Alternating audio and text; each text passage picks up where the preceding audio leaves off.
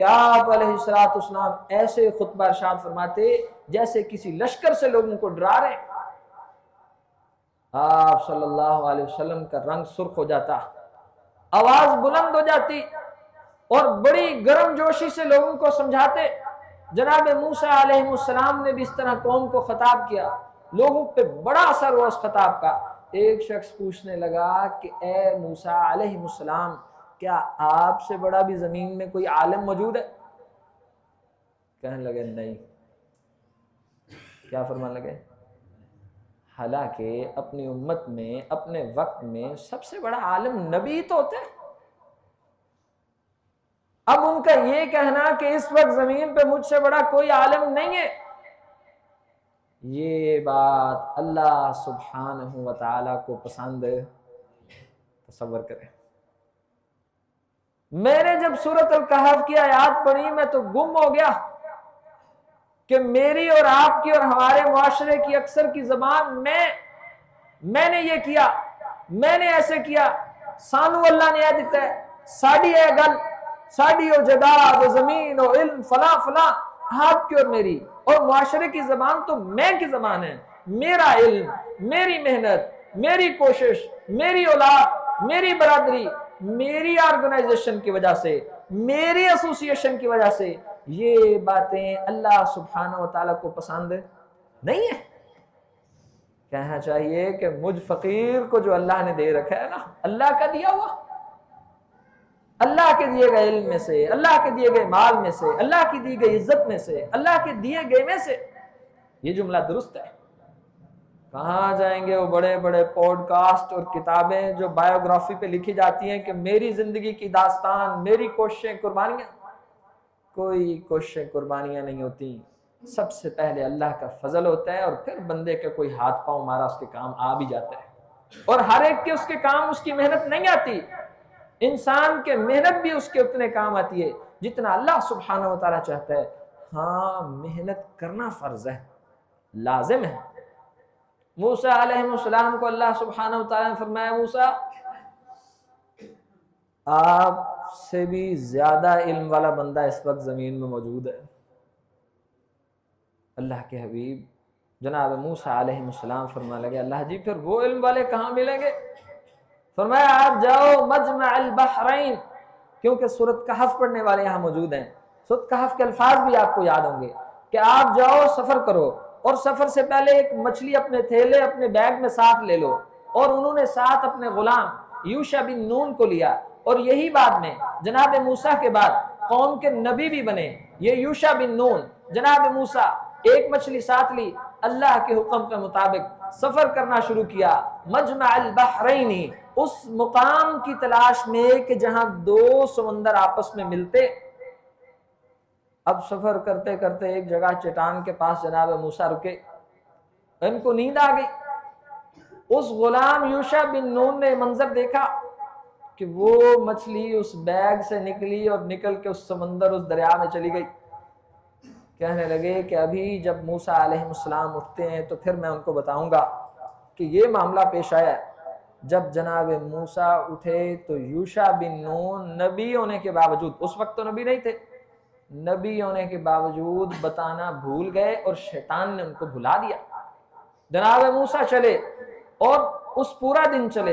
जब अगली सुबह किसी मुकाम पे पहुंचे, अपने उस गुलाम यूशा बिन नून को कहने लगे, लाओ वो खाना, आज हम सफर से बड़े थक गए हैं। जब खाने की बात आई तो उन्हें याद आया कि मछली तो रास्ते में निकल गई थी।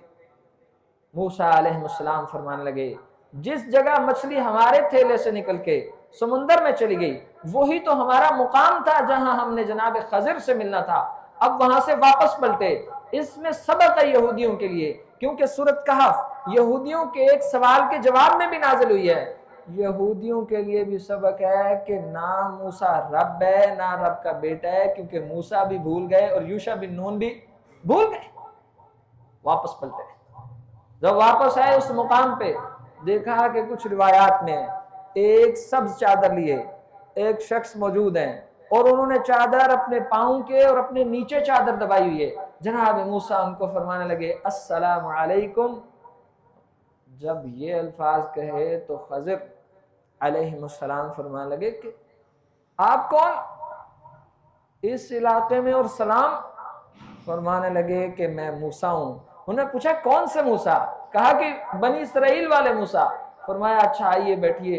जनाब मूसा अलैहिस्सलाम और जनाब खजर की ये मुलाकात हो गई। अब मुलाकात के बाद अगला सफर तय हुआ। कश्ती पे बैठ के, कश्ती पे बैठे और जनाब खजर उनको फरमाने लगे कि मूसा आप मेरे पास जो इल्म सीखने आए हैं, आप उस इल्म को हासिल करने में सब्र नहीं कर सकेंगे। सब्र का मुकाम चक्कर है।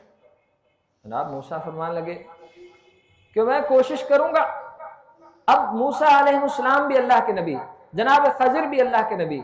मूसा अलैहिस्सलाम के पास वही आती है ज़ाहिरी उमूर के, जनाब खजर अलैहिस्सलाम को अल्लाह ताला बातनी उमूर का इल्म दे रखा है कि हर बात का एक चेहरा होता है जो जाहिर होता है, एक उसके अंदर की बात होती है, उसका बातिन होता है। अब बातिन का इल्म जनाब खजर को अल्लाह ने दिया है और जाहिर का इल्म जनाब मूसा को अल्लाह ने दिया है। जनाब खजर फरमाने लगे आप कैसे मेरे साथ सब्र करेंगे जब मैं वो काम करूंगा जो आपके इल्म के मुताबिक उल्टा और खिलाफ होगा, आप उस पर सब्र नहीं कर सकेंगे।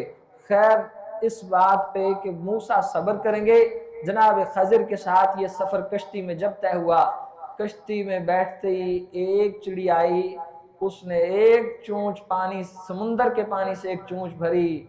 जनाब मूसा फरमाने, खजर फरमाने लगे ए मूसा अलैहिस्सलाम, आपके और मेरे इल्म की मिसाल अल्लाह के इल्म के साथ ऐसे ही है जैसे इस चिड़िया ने उस समुंदर से एक कतरा पानी को उठाया।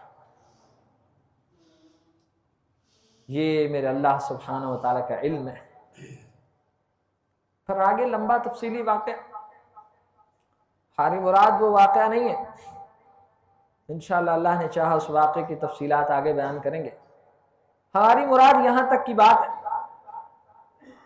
पहली बात कि अल्लाह सुब्हानहू व तआला ने सूरत कहफ में बार बार इसका जिक्र किया।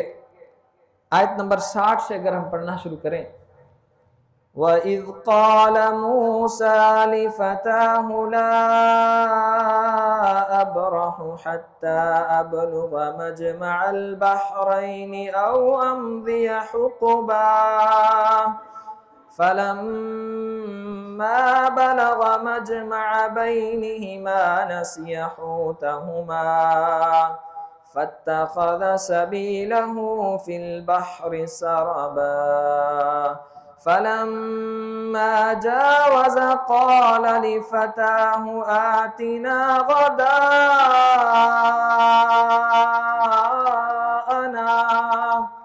लक़द लक़ीना मिन सफ़रिना हाज़ा नसबा। जनाब मूसा अलैहिस्सलाम और खज़र अलैहिस्सलाम और यूशा बिन नून का आपस में कलाम। पहली बात कि जब भी आप बात करें अल्लाह की कोई नेमत की और बिलखुसूस इल्म वाली नेमत की, तो उसकी निस्बत किसकी तरफ करनी है? अल्लाह की तरफ। इक़रा बिस्मि रब्बिकल्लज़ी खलक़, पढ़िए उस रब के नाम से जिसने पैदा किया। खलक़ल इंसान मिन अलक़, उसने इंसान को खून के जमे हुए लोथड़े से उसका आगाज किया और फिर पूरा इंसान बना दिया। खलक़ल इंसान मिन अलक़ अल्लमल इंसान मा लम यअलम। भाइयों, बुजुर्गों, नौजवानों, मेरी अजीज माओ बहनों, जितने भी कद काठ वाले आप और हम हैं दुनिया में, जितनी महारतें, जितने कारोबार के गुर तरीके और सलीके और जितनी एजुकेशन और जितने पहनने का तरीका, खाने का तरीका, चलने चलाने का तरीका, ये सब किसने दिए? अल्लाह सुब्हानहू व तआला ने। अगर इंसान ये बुनियाद दुरुस्त कर ले, हर नेमत की निस्बत अपने अल्लाह की तरफ, और बिलखुसूस इल्म अजीम शान नेमत है, और ये ऐसी नेमत है कि इल्म, क्योंकि वही का इल्म आसमान से उतरता है और अल्लाह किसी सीने को इस इल्म से भर दे तो उसको चाहिए कि उतना आजिज हो जाए अपने अल्लाह के सामने। और तकब्बर अल्लाह सुब्हानहू व तआला को कतअन पसंद नहीं है। हमेशा इल्म की निस्बत अल्लाह सुब्हानहू व तआला की तरफ करनी चाहिए। अगर कोई इल्म के निस्बत अपनी ज़ात की तरफ करे तो कुरान हकीम में ये तरीक़ा और ये असलूब कारून का बयान हुआ है। इतना बड़ा जुर्म है। कारून के बारे में अल्लाह सुब्हानहू व तआला ने सूरह क़सस में जिक्र किया कि जब वो निकला ना अपनी कौम की तरफ बड़े ठाठ बाट प्रोटोकॉल और लश्कर के साथ और हटो बचो के साथ और सिक्योरिटी और फोर्सेस और जो जो कुछ तब मयसर था, तो कहने लगा कारून, हालांकि उसको चाहिए था कि वो कहता है कि ये सब रौनकें, ये सब इज्जतें किसकी वजह से? अल्लाह की वजह से। कारून कहने लगा क़ाल इन्नमा ऊतीतुहु अला इल्म, कहने लगा कि ये जो कुछ मुझे मिला है ना, मेरे इल्म की बदौलत है। मेरी स्ट्रगल, मेरी काविशें, मेरी वो पीएचडी, मैट्रिक, मेहनत, सफ़र। और मैं समझता हूं कि हमारे मुआशरे की ये आम जबान है, अपनी कोशिशों और मेहनतों का तज़किरा करना और उस पे लोगों से दाद वसूल करना और भूल जाना कि मेरी कोशिश से पहले, मेरी काविश से पहले मुझे कोई तौफीक देने वाला भी है, मेरे लिए ये रास्ते पैदा करने वाली जात भी है।